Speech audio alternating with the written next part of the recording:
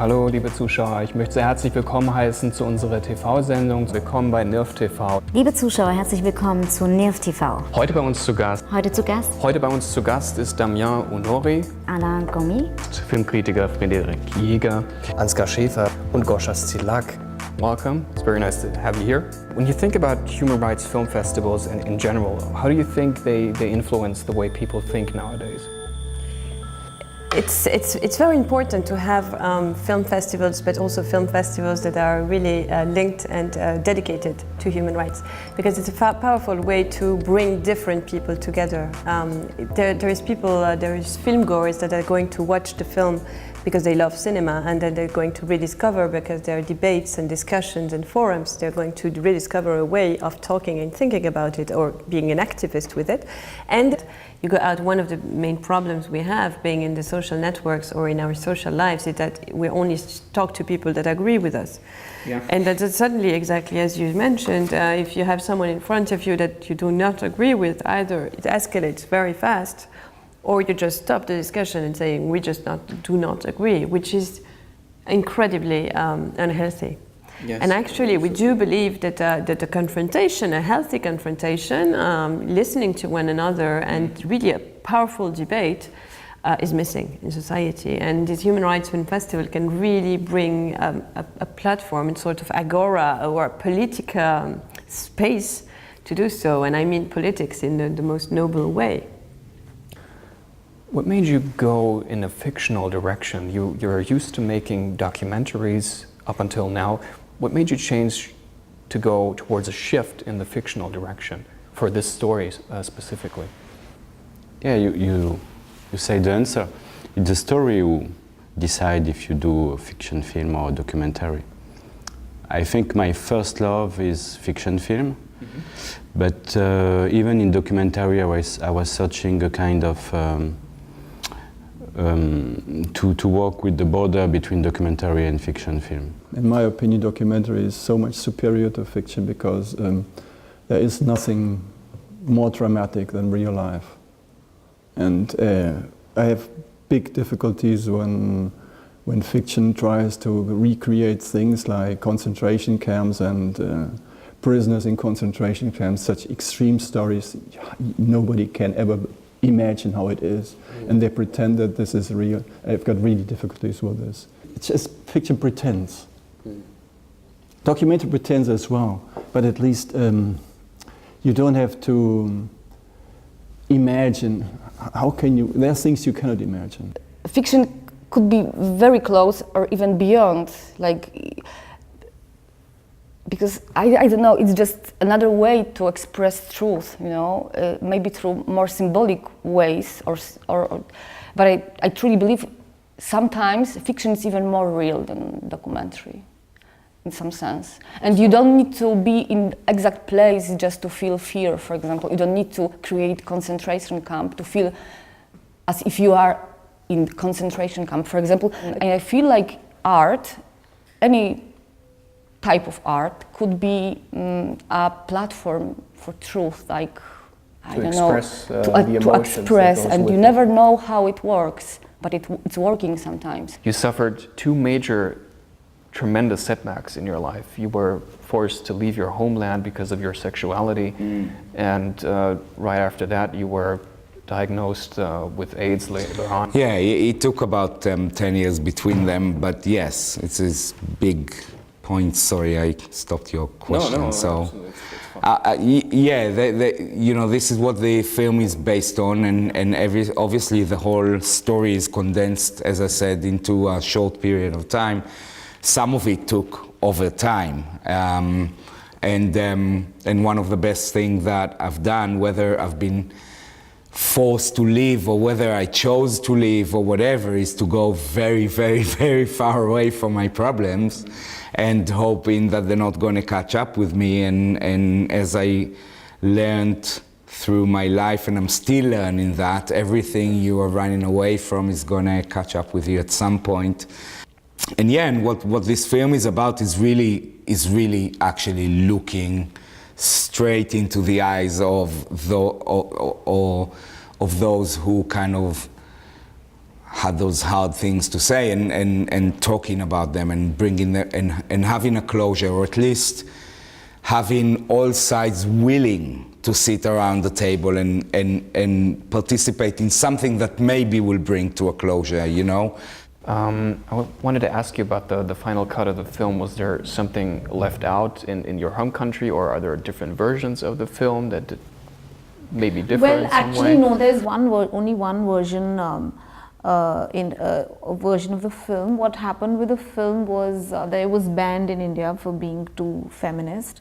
So because of that, so in India how it works is censorship is a very regular thing, and it's like there's a set of rules that one has to sort of follow, and there's a body called the certification board which actually does this censoring. So all films go through this process where you have to show them the film, and they're quite arbitrary. They ask for sometimes they ask to delete words, to trim scenes. But I think what happened in our case was more rare, because they banned the film altogether, and they said the film can't be screened at all. So it would have become illegal for me to screen the film publicly in India. The idea with this film,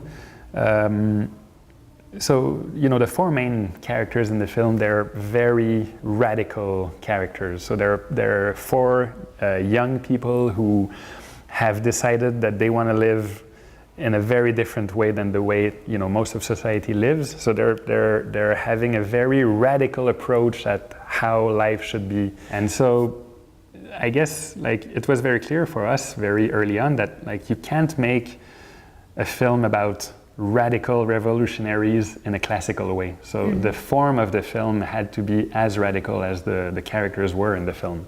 And so, starting with this idea in mind, we thought, basically we thought everything goes. And the film, obviously it's a reaction to the characters that we have written, but it's also a reaction to the way cinema is made currently. Well, regarding, I think, specifically German productions, what do you think is really going on in the process of how these films are being received? Like at this festival, for example, it is still an international festival.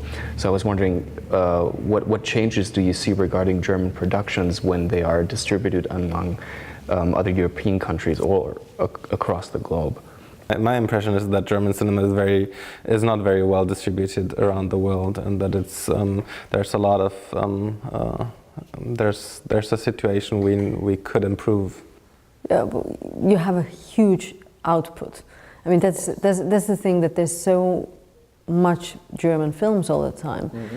So how to reach and then of course, I mean, German films also tend to have really strong domestic financing, and so you're able still to do quite big films totally in Germany alone, and that sort of prevents them traveling, because us, when we come from smaller countries, our financing already is quite international, or that we have to travel when we are financing with the films.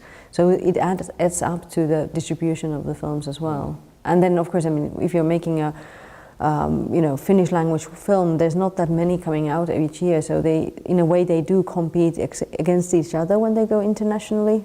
Same festival doesn't take all that many Finnish language films, but then if you have that sort of an output like the German films have, so you could have a German film festival in every country.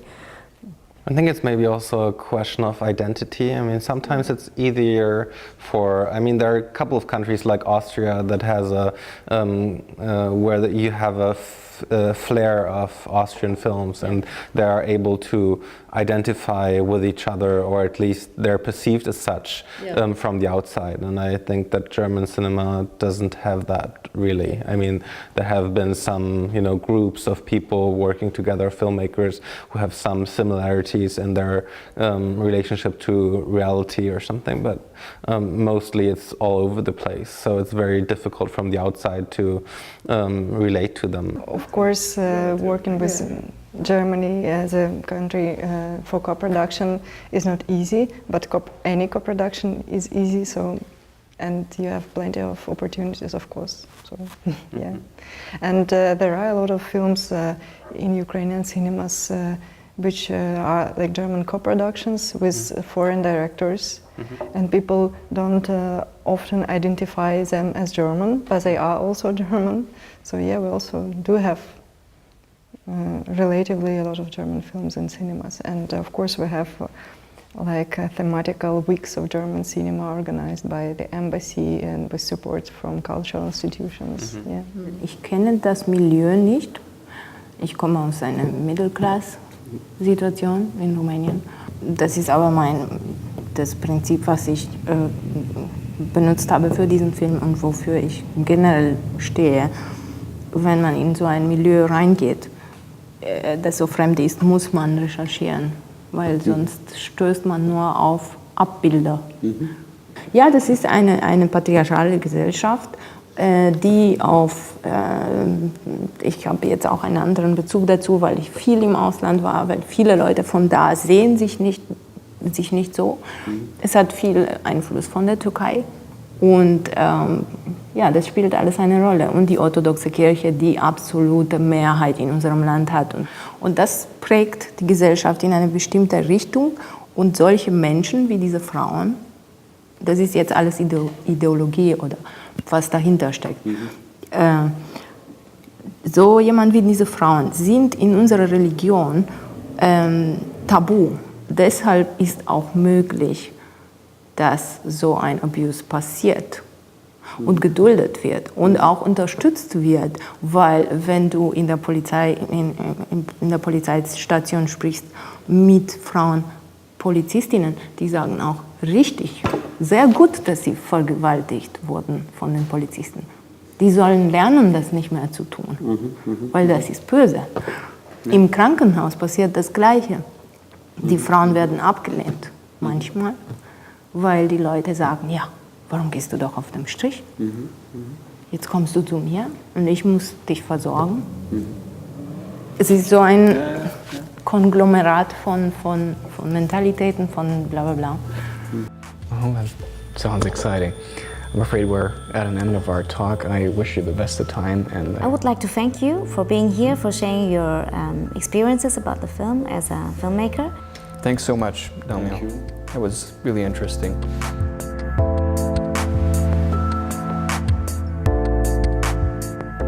Just that trying to share a moment. That's what cinema is to me. You know, trying to be together during 2 hours. I don't have to teach anybody what life is, you know, who I am to say something about that. So it's just trying to capture something about life, about present, about, you know, and just, I hope each time I go somewhere with this film that people will recognize themselves. This is what cinema is about and art is about. Is sometimes you meet your own intimacy in a context that is very different from you. And cinema is such a powerful way, because what I like also is to create debate, but also to mix people. I'm so happy that I have the occasion at the festival to offer a platform where true activists like NGOs and people fighting all day long can really come and have the message spread to such a wide public. Films can also be like tickets to the world, you know. Before coming here, Nuremberg, so I was searching on internet, very, very, very beautiful city, and really when I came here, so I really like it. So I don't like this kind of festival where it's just huge and bling bling and stars and I don't know what. So it's weird, but I'm really feel like home. So really, really,